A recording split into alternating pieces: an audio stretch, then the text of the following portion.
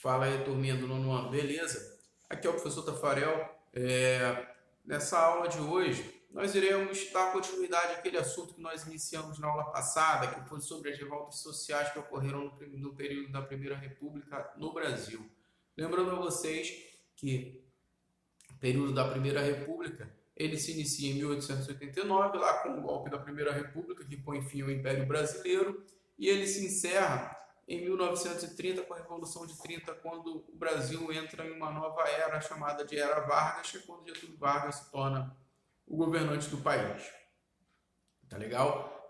Lembrando que a Primeira República foi um período bem parecido, onde a política era bem parecida, baseada naquela ideia do coronelismo, na política do café com leite, que havia um revezamento no poder entre Minas Gerais e São Paulo, se revezando na presidência do país, baseado na forma de controle político dos coronéis, com um forte alinhamento com os governadores, isso é chamado de política dos governadores, onde os governadores são escolhidos por esses coronéis e por esses presidentes para fazer uma aliança e ter um controle maior. É marcado pelo voto de cabresto, onde o voto ele é aberto, não tem sigilo algum, e esse voto de cabresto ele é como se fosse um voto em troca de favor.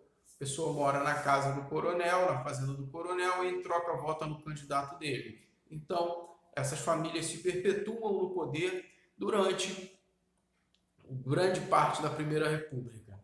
E dentro dessa Primeira República ocorreram alguns movimentos sociais, são eles rurais ou urbanos. Rurais a gente tem a Guerra de Canudos, a Guerra do Contestado, a Guerra do Juazeiro, tá legal? Que a gente falou tudo isso na última aula. E urbanos, a gente vai ter a Revolta da Vacina, a Revolta da Chibata, que aconteceu no centro do Rio de Janeiro, o Movimento Operário, que é a greve de 1917, e também a gente vai ter o movimento tenentista, tá legal? E o movimento rural também, que eu esqueci de falar, foi o cangaço, lá com Lampião e sua tropa, Corisco e sua tropa, tocaram o terror nas fazendas dos coronéis, onde até a polícia volante tinha medo da gangue do Lampião. Tá legal? Isso é verdade. As volantes, eram as polícias da época, elas tinham medo das gangues dos cangaceiros. Então, esses cangaceiros, eles tinham uma fama de mal, porém, eles foram exterminados com o passar do tempo. Tá? Então, nossa aula de hoje, nós iremos falar sobre os dois movimentos que ficaram faltando, que foi o movimento operário, da Primeira República, e o tenentismo. O tenentismo a gente vai estudando ali na frente, tá legal? Vamos começar pelo movimento operário. Aqui a gente tem uma imagem da greve operária de 1917,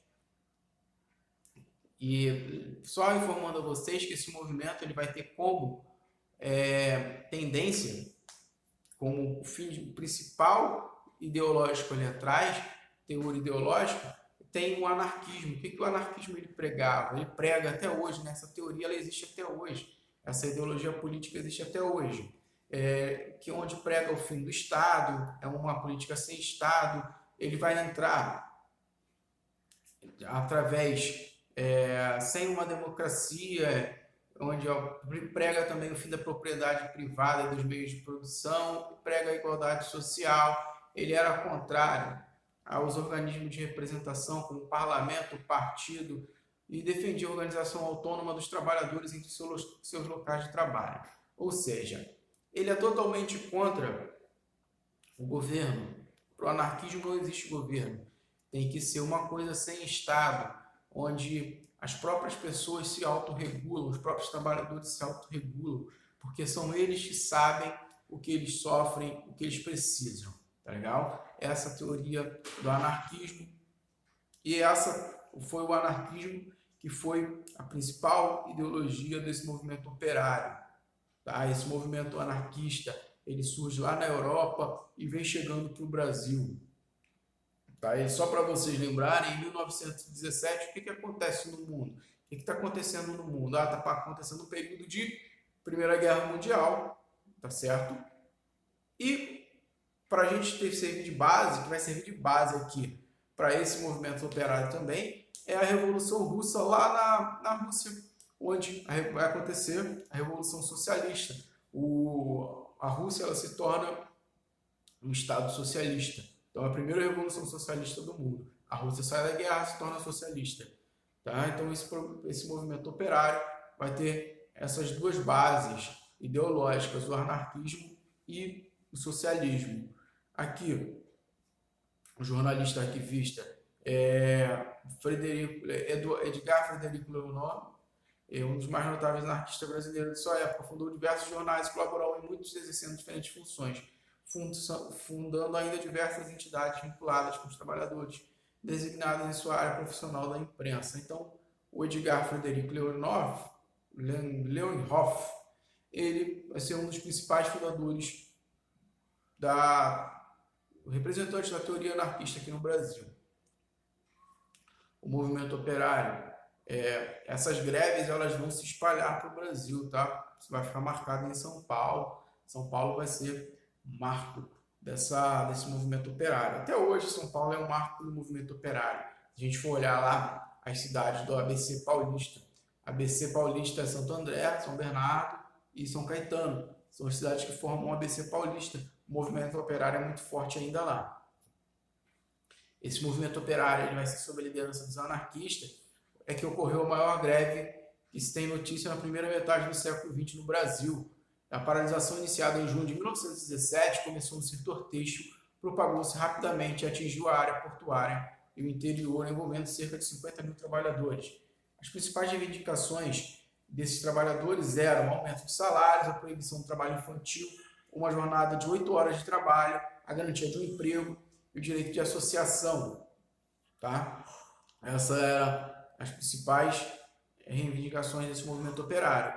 Sem falar que as condições de trabalho deles eram totalmente insalubres, não tinha, a exploração era muito alta, as pessoas sofriam com uma grave exploração em cima desses trabalhadores urbanos, desses operários. Então, as reivindicações deles eram essas reivindicações, como aumento de salário, proibição do trabalho infantil, a redução da jornada de trabalho para 8 horas, a garantia de emprego e o direito de associação.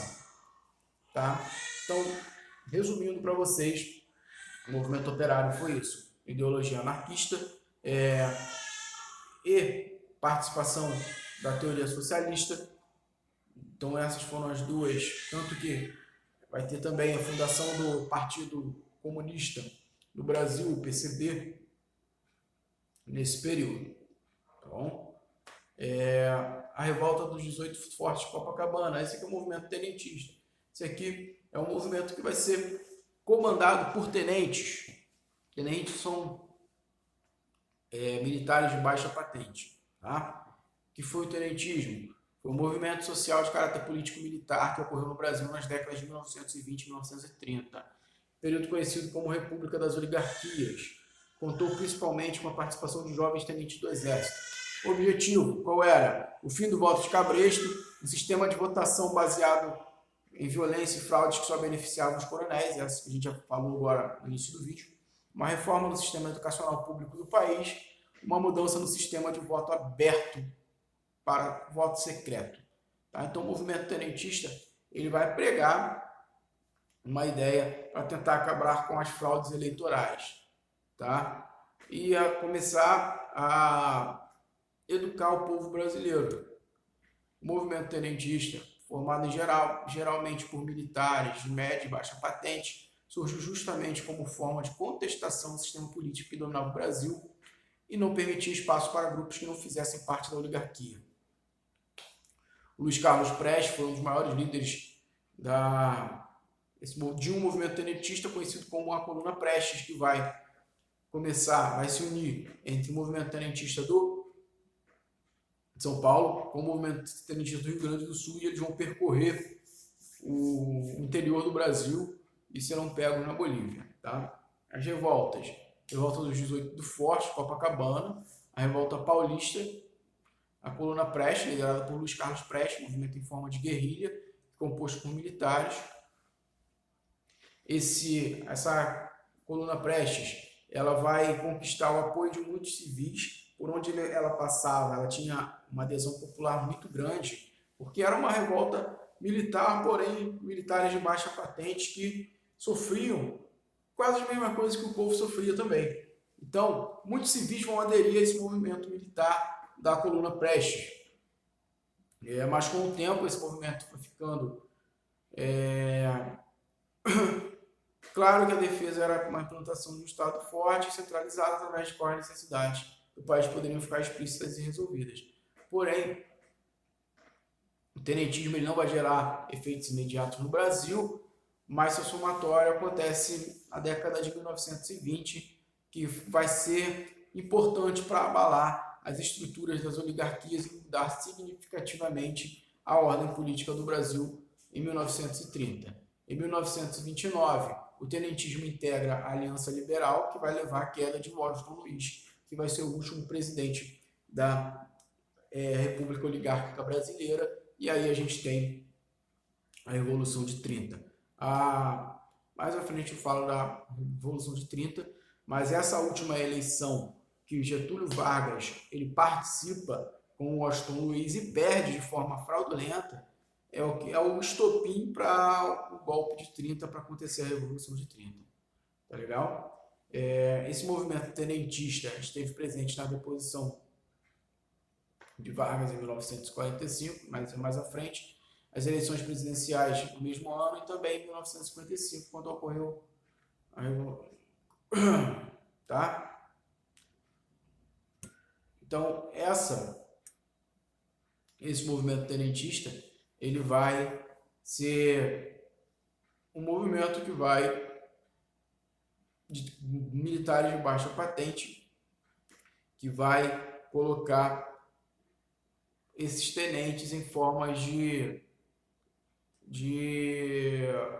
rebeldes contra a República Oligárquica, tá legal? Então isso vai abalar as estruturas da República Oligárquica e vai ser uma das causas que vai influenciar e muito o fim dessa república e o início de uma nova era no Brasil, conhecida como Era Vargas e 30, tá bom? Fico por aqui, espero que vocês tenham gostado. Quem puder, fique em casa, fiquem todos bem, forte abraço, tchau, tchau.